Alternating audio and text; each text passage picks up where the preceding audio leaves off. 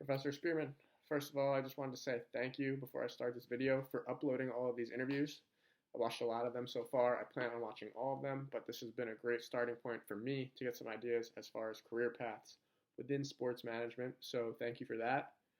I think for me, the two videos that stood out the most were Nathan Lindbergh's video along with Travis Skolowski's. Both of these videos related heavily to the course material and also were on career paths that I think I would find interesting myself.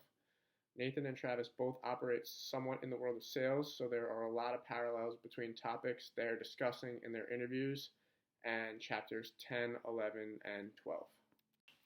Let's get started with chapter 10.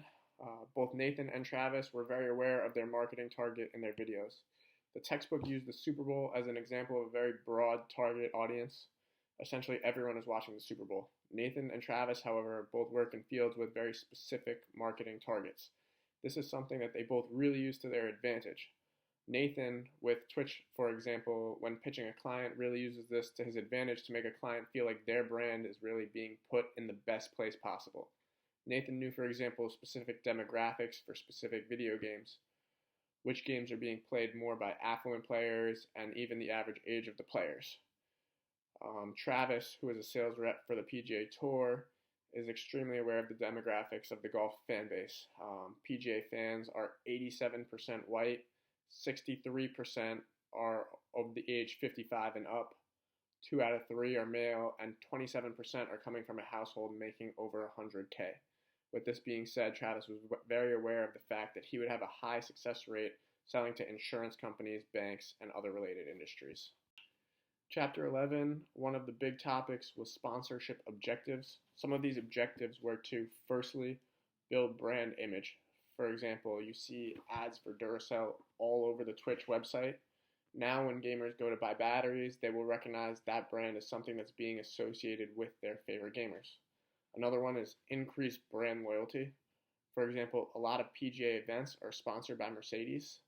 I've been to events where people who drive Mercedes to the event are given discounts and preferential treatment with parking, so that definitely builds brand loyalty.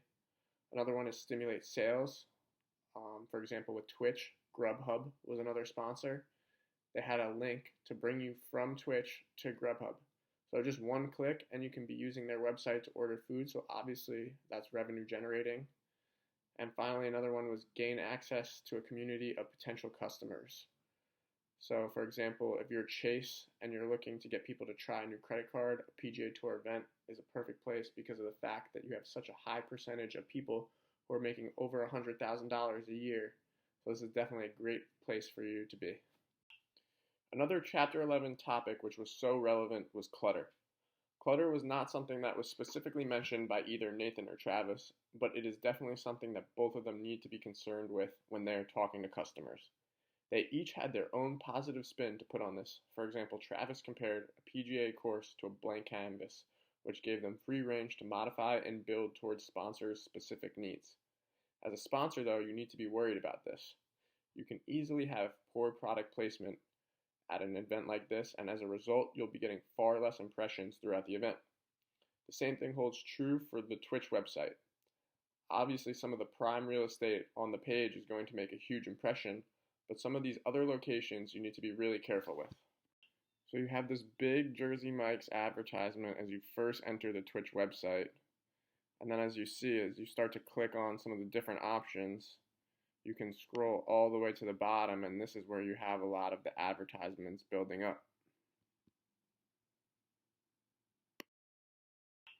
Now, as we got to the very bottom of that page, I know it's pretty small to see from this video, which kind of helps the point being made, but if you look closely, you see this small red rectangle. Now that is an advertisement for Hamburger Helper. I think as far as sponsorships go, Hamburger Helper makes a lot of sense to be partnering with Twitch. However, I'd be concerned that not too many people are actually being influenced by this advertisement if I'm Hamburger Helper. I found it just based on the fact that I came to the website with the specific purpose of finding out who their sponsors were. But there's no real reason for any normal Twitch user to be scrolling that far down on the webpage.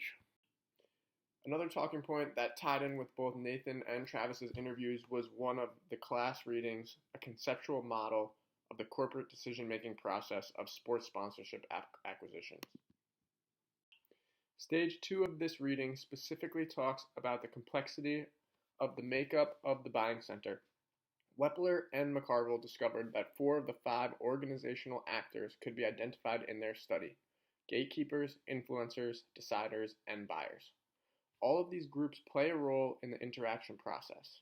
Each actor brings a personal agenda comprised of individual and organizational objectives, both rational and emotional, which need to be resolved. Both Travis and Nathan have a sort of buying center that they work with. Travis will have an initial meeting, he will qualify the client, and then he will have a loop-in meeting with the tournament rep and the client. Travis compared each tournament to its own NFL team, so they work with each one on an individual basis. On top of that, you have reps of all different levels working at the PGA, so now there become a lot of moving parts you need to be working with. One of the main ways Travis would work with the buying center to stay organized is to make sure that they are all working on the tournaments that are about 6 to 8 months out. This way everyone is focused on the same events. Nathan, for example, falls into the overall kind of advertising area of Twitch. Inside of this, we have media sales, and on the other side, sponsorship, which is where Nathan works, and they are more about integration. So they have a VP commercial director, and she's broken down into sales and operations. Nathan, for example, reports to the head of sales.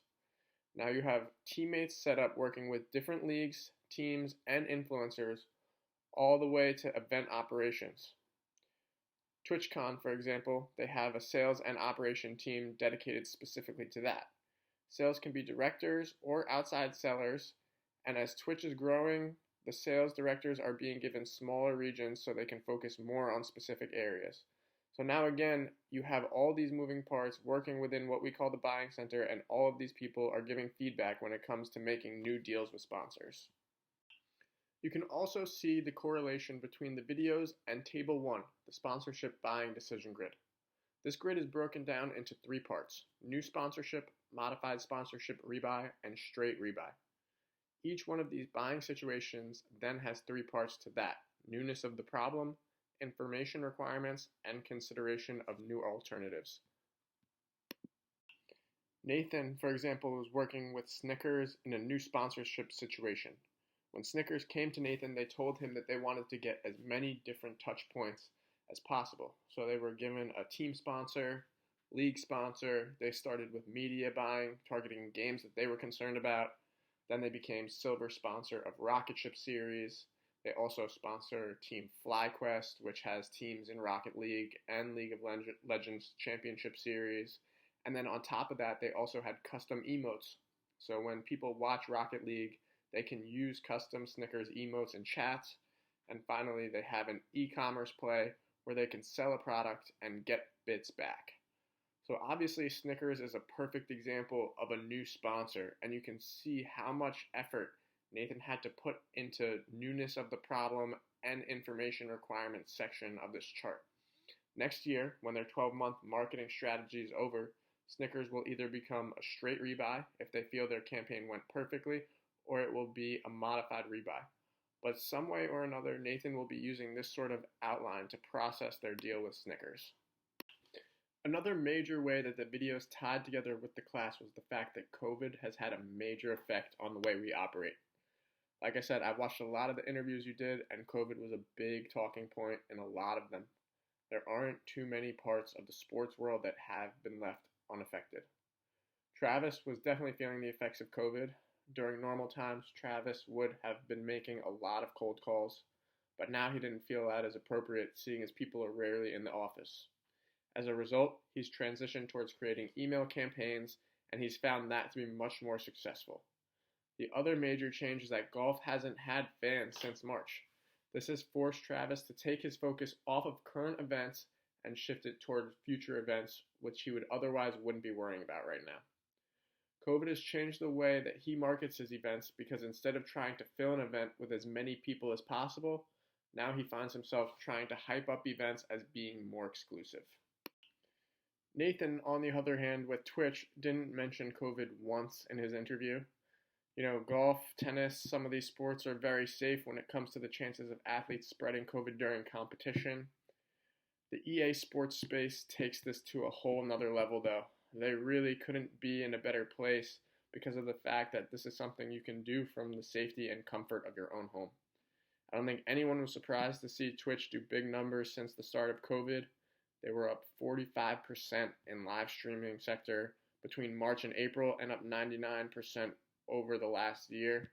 The big question for Twitch will be, when we get COVID under control, will we see them be able to hold on to their growth that they've been able to accumulate throughout this whole pandemic? But yeah, so like I said, there were a lot of parallels between both Travis and Nathan and the course material. I just want to take a second to say again, thank you for taking the time out of your day to watch the video and enjoy.